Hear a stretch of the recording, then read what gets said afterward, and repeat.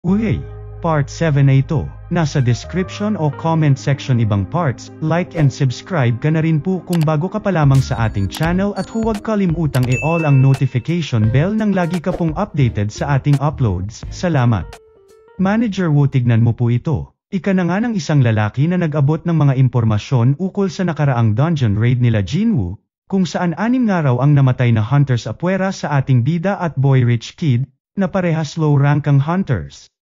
Ayon pa dito ay di lang basta nakatakas ang dalawa bagkus ay siya pang nakatalo sa boss ng nasabing dungeon. O ano nga ngayon, rektahin mo na kasi ako, dami mo pasikot-sikot, ika na nga ni Manager Wu dito. Ay sorry po, ano po kasi yung isa sa mga hunter na nakasurvive ay siya ring survivor noong nakaraang double dungeon incident, na nagngangalang Sung Jinwoo, and wait, there's more. Hot issue pa na ang isa sa mga namatay na hunter ay ang kapatid ng S-rank hunter na si Huang Dongso. Sagot na nga nito kay Manager Wu. Aba, ika na nga lang ni Manager Wu at natigilan sa mga balitang narinig niya. Samantala, nakauwi naman na sa kanila itong si Jinwoo na may dalang pasalubong sa kanyang kapatid na nagulat since kuripot nga raw itong ating bida. Dito na nga nito kinumusta si Jinwoo sa nakaraang raid nito, at pinagtakang di ito sugatan ngayon. Mukhang malakas ang party mo ngayon pagbibiro na nga nito sa kanya. Natahimik naman ang ating bida habang naiisip ang mga nangyari noong nakaraang raid niya, lalo na ang galit at mga pagbabago na pinagdaanan niya. Uy Jinwoo, okay ka lang, singit na nga ng kanyang kapatid at natahimik na nga bigla itong binata, nanginitian na nga lang si Gina habang iniisip na ang priority niya sa ngayon ay ang magpalakas para sa kanyang pamilya at manatiling buhay. Sa kung saan ay bigla na naman nga lumutang ang isang notification. Kung saan na-detect na harmful substance kuno ang iniinom niyang alak, sabay rekta inaalis sa kanyang katawan, na lubos pinagtaka na naman nga ni Jinwoo. Kalaunan ay nagpaalam na nga ito sa kanyang kapatid na papasok na sa kanyang kwarto, at dito inalisa ang panibagong effect na sa kanya ay bumungad, at dito na nga napagtanto na isa ito sa mga blessing na nakuha niya mula sa quest na Courage of the Weak, ang health and longevity na nagde-disable ng toxics at abnormal conditions sa kanyang katawan, at nagdadagdag ng regeneration capacity. Nice su, may paganan pa pala, pagkamangha na nga ni Jinwoo at di na nga raw niya nagawang mapansin gawa ng mga ganap sa buhay niya. Kinaumagahan, nakatanggap na nga ng tawag itong si Jinwoo mula sa rich boy nating si Jinho, na agad din itong pinuntahan sa isang cafe. Dito na nga ipinabatid ni Jinho ang lubos na pasasalamat nito sa ating bida at utang na loob daw niya ang kanyang buhay kay Jinwoo. Teka. Wala ka naman siguro pinagsabihan ng mga nangyari sa atin sa nakaraang dungeon raid, diba? Tanong na nga ni Jinwoo kay Jinho. Wala kuya, alam ko naman ginawa mo lang yun bilang self-defense, sagot naman nga nito sa kanya. Okay, o siya, ano pala kailangan mo? Pagtataka na nga ni Jinwoo at tinawag siya nito ngayon. Wala naman ng patumpik-tumpik din itong rich kid at iminungkahi sa ating bida na nais niyang bumuo ng isang strike team. Ngunit di pa man tapos magsalita ay binara na agad ni Jinwoo. Teka lang kuya, kahit 20, o kaya kahit 19 raids lang, pakiusap na nga nito sa ating bida. Todo baw na nga ito kay Jinwoo kaya kalaunan ay pinakinggan niya na ring magpaliwanag ng nais nitong mangyari. Ayun nga dito ay nais niya raw magkalisensya bilang isang guild master, at para nga mangyari ito ay kakailanganin niya ng at least 20 raids as per requirement nito. Sa written exam ay wala nga raw siyang problema, ngunit pagdating dito ay aminado naman siyang kailangan niya ng tulong. Actually nais rin daw talaga bumuo ng guild ng kanyang airpat, ang may-ari ng Eugene Construction. Dito naman agad na pagtanto ni Jinwoo na nais gawing business ng kumpanya nila Jinho ang dungeon raids since laman nga ito ng samit-saring kayamanan. Tama nga raw itong si Jinwoo, ika naman ng ni Jinho at nais nga raw ng airpat niya na isang S-rank hunter ang humalili bilang guild master nito at ang kanyang nakatatandang kapatid bilang second in command. Sa kasamaang palad ay 7 lamang ang S-rank sa kanilang bansa, at yung isa na natatanging walang guild, si Min Byung, ay retirado na. Di rin nga pwede na kumuha o manulat na lang basta sa ibang guild ng S-rank dahil sigurado gulo daw ito, paalala naman ng ating bida. Bloods, kakailanganin mo rin tulong na mapanatiling makapag-raid habang tinatago ang iyong tunay na lakas, at mas makukumbinsi ko airpat ko kung magagawa ko ito na ang kasama ay isang A-rank hunter kumpara kung high-rank ang hunters ang kasama ko, pilit pagkumbinsi na nga sa kanya ni Jinho. At para mas makumbinsi ang ating bida ay naglabas na nga ito ng isa pang alas, ang building na plano nilang gawing guild headquarters, kung saan nagkakahalaga ng 30 billion, bilang kapalit ng 19 raids na iminumungkahi nitong batang negosyante. Napaisip naman na nga itong si Jinwoo, at kung noon daw ito naganap ay wala nang usap-usap pang tatanggapin niya ang ganitong offer.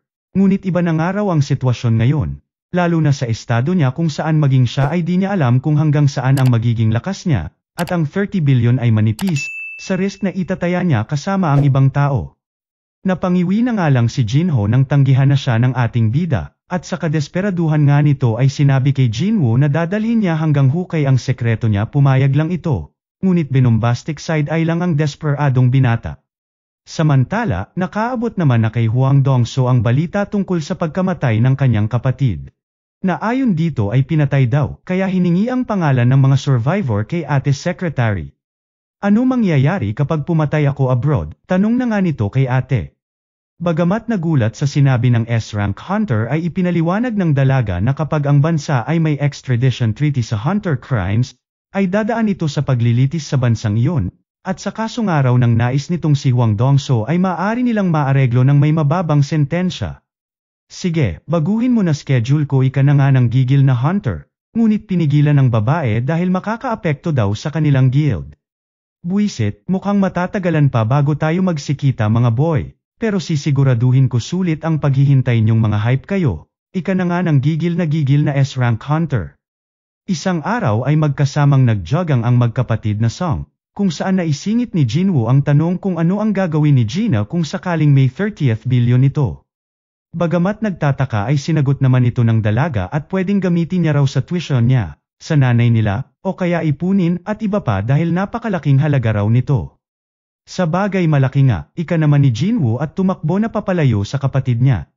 Kalaunan ay pinagtaka naman ni Jinwoo dahil patuloy pa ring nagpa-prompt ang notification kahit tapos naman na niya ang daily quest niya, kaya bagamat napapaisip ay na-curious din kung hanggang saan aabot ang counter ng daily quest niya. Dito na nga niya napagtanto na hanggang doble lamang ng usual daily quest niya ang naging eksperimento niya, at dito pinagtaka na naging secret quest ang daily quest niya, kasabay ang paglutang ng mga panibagong reward na random blessed at cursed loot boxes. Pinili na nga muna ni Jinwoo ang blessed box kung saan isang susi ang laman, na lubos kinagulat na nga ni Jinwoo, sabay na pangisi nang makita ang posibleng reward nito. Agad napapunta na nga ito kay Hermit niya, at napaisip ukol sa elixir of life na kayang makagamit ng anumang sakit. Kaya naman wala nang sinayang na oras pa at agad pinuntahan ang nasabing dungeon. Bagamat may pangamba dahil isa nga itong S-rank dungeon, na maihahalin tulad nga raw sa insidente sa Jeju Island kung saan maging mga S-rank hunters ay nabigo. Bagamat pinagdududahan ang sarili ay tumuloy pa rin ang bida natin. At sa kabila ng takot nito ay meron naman daw siyang teleportation stone para kung nagkataon ay rekta sibat na lang siya. At ano pa nga ba at paano raw siya lalakas kung papayexpetics lamang siya? Sabay buong tapang na hinarap na nga ang halimaw na agad bumungad sa kanya, ang Hell's Gatekeeper's Cerberus. Nabahala na nga itong si Jinwoo dahil gasgas lamang ang nabibigay niya sa kalaban, at maging ang panibagong skill niya ay sinyapla lamang ng dambuhalang Cerberus.